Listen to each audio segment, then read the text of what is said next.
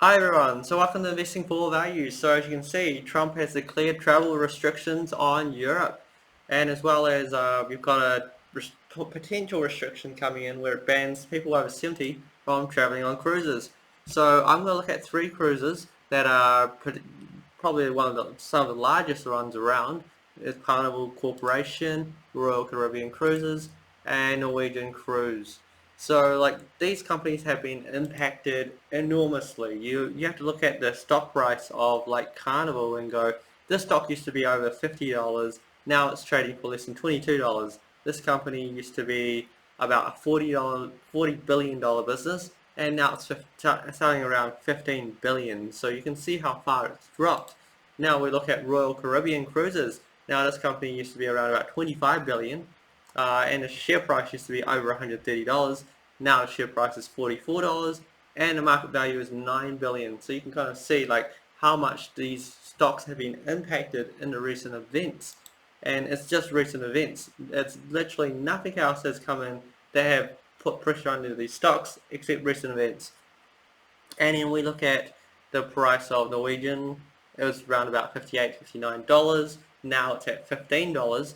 This stock used to be around about 12 billion. Now it's at 3 billion. So you can kind of see these are massive, massive discounts. Like you could go anywhere, and if even if this was like a $12 company selling at $3, you'd be like, oh, that's extremely cheap. Never mind the billions. These are billion-dollar companies being heavily sold down because of recent events. People don't want to take cruises, or now that restrictions are coming in, people might not even be able to take cruises. And it's been advised that you shouldn't take cruises, and you might even come under fire. Like firstly, if you're old, people will be like, no, you shouldn't come on a cruise. And if you're young, you're also very vulnerable, so your parents won't let you go on a cruise. And any parent that does let the child, go on a cruise, they might come under fire from other parents. So there's a bit of a stigma right now on in terms of like how society is. If you take a cruise, you're potentially risking your life. So if we look at the scenario where revenues kind of drop very heavily for these companies, can they survive? So the one area we're going to look at is in terms of their um, balance sheet, right? So if we look at what Carnival Cruises looks like, so currently they have 518 million. Well, this was in November the 30th, so we could kind of expect them to have earned a bit of cash in between, though probably not a lot, given how things have been for the current quarter that they're probably going to be reporting on. Like if we look at the cash, it's about 518 million. Though if we look at the short-term debt, it's 231 million and 1.6 billion, equaling 1.8 billion dollars due in the next 12 months. So you must be wondering, why does a company that has 500 million cash yet have so much debt coming due? Well, one thing is they usually look to refinance this debt. So even though there's a lot of debt, they might be able to refinance it. And usual case is a company like this usually earns a lot of profit. So if we look at the net income, net income was around $3 billion. So if they earn $3 billion in the next 12 months, you can kind of look at the situation and go, what's $1.8 billion when you just earned $3 billion? So, but now that you potentially won't earn even anywhere close to that $3 billion, this debt kind of comes in, and it kind of puts this company in a bit of trouble because how are you going to pay your debt? I think given the size, they'll be able to kind of credit facility like the other companies have. Um, which we can see with like Royal Caribbean Cruises. Like Royal Caribbean Cruises, cash of 243 million, and now we look at the debt, and the debt is, 1.18 billion, which is an extreme amount of debt. Which is kind of why, like, that's a short-term debt. Like, we can look at these companies and also look at the long-term debt, and the long-term debt is like $8 billion. So it's not coming due in the next 12 months. So it's not the biggest problem. We're looking at a situation where, as long as these cruise ship companies can last the next 12 months, business gets a little bit better. They're able to handle themselves. So if we look at Royal Caribbean Cruises, here we can see this article here. They withdrew their first quarter, and that also increased their credit facility by $550 million. So that credit facility is going to help them while they have to pay wages, maintain their ships, and anything else that's due, like interest on their debt. And then we're going to look at Norwegian. Like Norwegian cruises $252 million. And then we have to see, let's see, debt's about 746 million, so it's about 3 times the current amount. But you know, and the same thing again, they were earning 930 million in profit last year, which would have been more than enough to cover the situation of 46 million. And then you also have to look at Royal Caribbean. Previously they were earning about $1.8 billion, and now you basically have, yeah, like what one yeah, like it would have been enough to cover that 1.1 billion, like 1.8. Like if you can see all these cruises, it's kind of like a very similar trend. That usual cases, their 12-month income would have been easily enough to cover their debt. Though when your 12-month income isn't going to be normal, that's the problem. And as you can see here, like yesterday, Norwegian also took up a revolving loan from JP Morgan of $675 million. So you can kind of do, if you do the math, 600 plus 675 million plus the 252 million, that's more than enough to cover the current debt situation. So like Royal Caribbean's done it, Norwegian Holdings has done it, and you probably expect Carnival Corporation to do it quite soon as well, unless you know they're still seeing quite a bit of business around the areas. So you probably expect it to be very heavily affected, considering about 7 million out of the 12 million customers that they have is based in the States and in, well, basically North America. But given the current situation of what's happening, they're going to be heavily impacted because the North American market is going to be like, we don't want to take taking cruises, especially like America. They don't want to be sending people on cruises now. It's a bit dangerous. And when this makes up more than half your business, you're going to be heavily impacted. So I can probably say Carnival will probably set up a credit facility of some sort to be able to cover this, because the 1.8 billion minus the 500 million, you still have a 1.3 billion situation.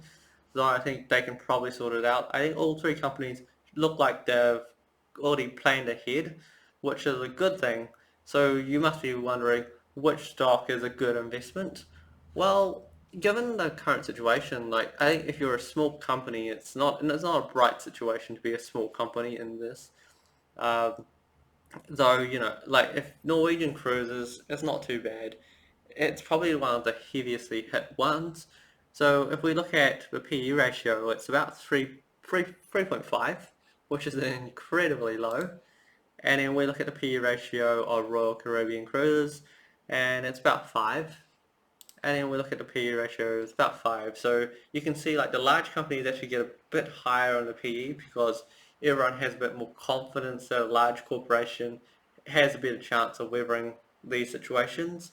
And if they get in trouble, they get a bailout. But if you're small, you're more or less likely to be, you know, gone. Because, you know, there's no point bailing out a small company, though there's a lot of point to bail a large company. And they're also paying a dividend. So assuming they can manage their cash, and you get an 8% dividend, which is incredible, and then if you get a 6% dividend, that's also incredible. So you know, it doesn't seem like you get a dividend for Norwegian, which is the problem, right? People don't see an upside of holding the long term because you're not getting paid to hold when the price is dropping. If the price is dropping and you get paid, you potentially can just say I'll just wait. Though if you don't get money and you're just waiting, you know, it's usually the worst part about being a shareholder of a company of something that's shrinking, right? So we can look at what's, you know, like out of 3 companies, who's the best one to invest in? Because you must be wondering, you know, given the situation, things are going to be pulling back. I'm actually very inclined to, you know, like I'm more inclined to say Royal Caribbean Cruises because they're probably in the middle of the situation. They don't have a very high dividend policy, which means, and they've also set up a debt facility, which is a good which is a good thing, you know. Though mind you, they still had about, this is looking around about a 900 million debt situation, which they've only got this 550 million for boost to boost up the liquidity. Though that's an addition, so that's not the full amount. So like whether like they are like them and Caribbean. To be fair, they're pretty even. They're pretty even.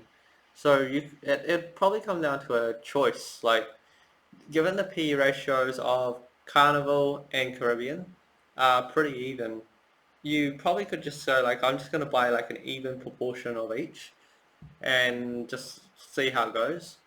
Because they're pretty large companies in their own right. The, and you could look at Norwegian cruises as well. They've been quite heavily hit. PE ratio is extremely low at 3.5. So you might be going, I might just buy all three. To be fair, like there doesn't seem like a clear winner in terms of value. Like I would say, like if you had a choice, go to the two larger ones. But if you really want to diversify, add in Norwegian as well.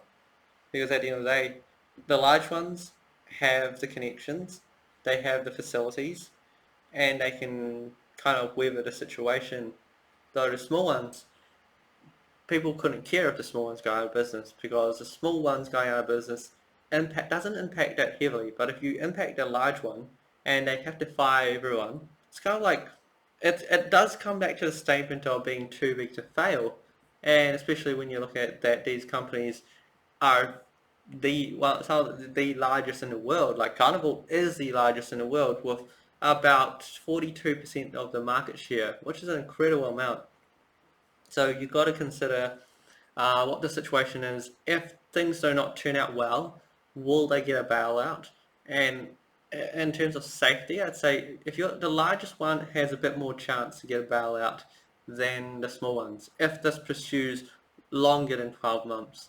Because currently I think all three companies are safe for at least 12 months. So if they can hold for 12 months, they're fine. And if things are cleared up, no problem. But if things last longer than 12 months, then things are going to hit in a very hard way.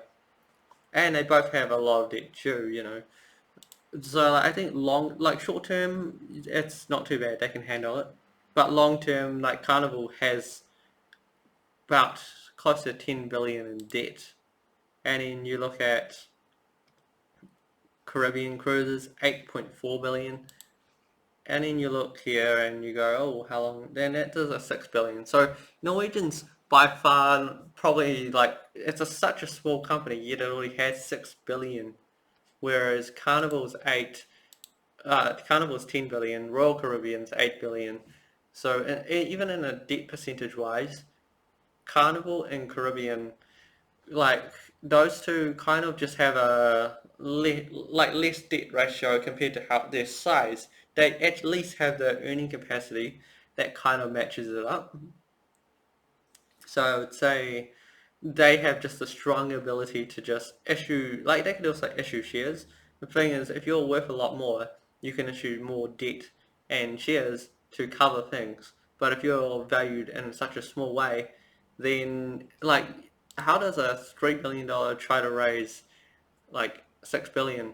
It gets hard. But if you're 9 billion trying to raise 8 billion, you know it's more doable on that. And if you're 15 billion trying to raise 10 billion, you can kind of see where I'm going. That the market valuation is still much higher than the debt in terms of that situation. Though I think in the next 12 months things should clear up. These companies should be fine. If you were to choose which ones you want to invest in, Carnival or Caribbean, just it's a thing of a favourites, you know. Like I think maybe like Royal Caribbean cruises, if their business is more based, you know, less on like I guess North America and more in other areas, is you can still, you know, have your cruises going. You can still earn a bit of money. Though I think Carnival's probably the first one to be affected when North America the market locks down if people don't want to take cruises. So I kind of like just very marginally say Royal Caribbean's probably a bit safer, just marginally. Like the difference is very tiny. And then I'd say Carnival Corporation, and since Norwegian is the smallest, it is also in a sense the most vulnerable. So I'd say that one will be the last one out of the three. Though I think all three seem to have the situation handled at least for the next 12 months. So I wouldn't be worrying too much in terms of that. Though I think the price can potentially have a bit more weakness to come, as I said in a prior video, that this is about survival. This isn't about value. Like this is when people hold these shares, they're not selling because the value is not there anymore. They're selling because they're being firstly very fearful, and they're kind of potentially needing the money for survival. So when a recession hits, you need money. You're like no point holding stocks if you don't have the money to pay your debts or even to just live. So that's kind of why these things are just going to be sold down, not because they don't have value, but because there's a lot of fear and people need the money, and people rather just rebalance their portfolio from the stocks being hit very hard lately to stocks who are more in a safe haven situation. If you imagine if you're a supermarket and you're just selling out of your products constantly, well, you're kind of in a better situation than a cruise ship company that no one really wants to take these days. So that's kind of the problem. Even when the situation's over, there's a bit of stigma on this, and I think I can only see more restrictions coming in rather than restrictions being loosened. So if you think about it, logic tells you that these things are likely to be more heavily hit in the coming months.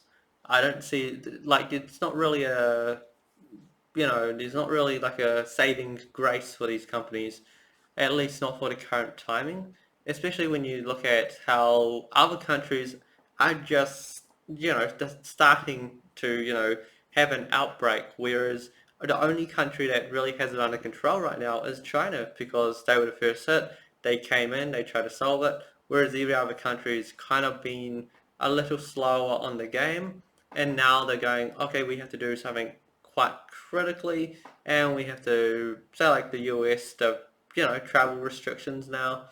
Everyone's trying to crack down on it. Problem is the US doesn't have enough tests, so they don't know who's infected and who's not. And as time goes, you probably get a better picture of it.